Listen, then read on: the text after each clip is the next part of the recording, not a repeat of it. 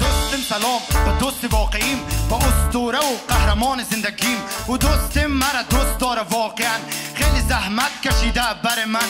با زحمتای او ما کلان شدیم، خود ترک بودم مال نوجوان شدیم. 600 دستکای پر از آبلش، آرامش خانواده از خندش، دست نوازش که میکشه روی سرم.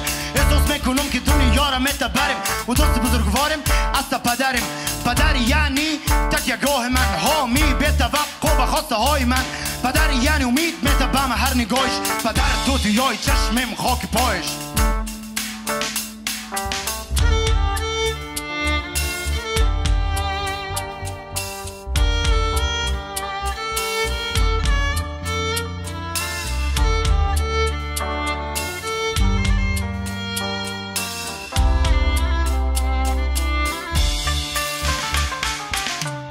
نوما حمل کردم مرا، بری و سلام ادای احترام. زحمت کشیده و شیر دادم مرا، بری و سلام ادای احترام.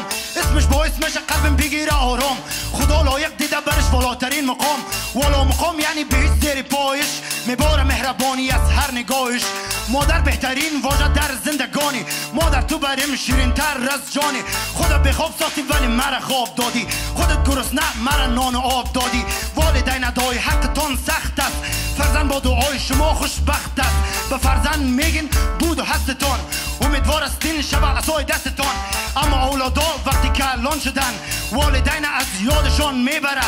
والدین است که برای اولادشان قلبشان میتپه و میپره. توش تو بودی بچه میره یادت نره زحمتای پدر و مادره. حالی کلان شدی یادت رفته او گپا، تو را آرام میکرد ناز میداد شو تا صبا.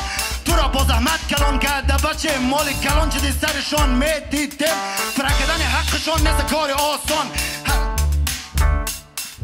خدمت کو برشان تا حد توان، خدمت کو برشان تا حد توان.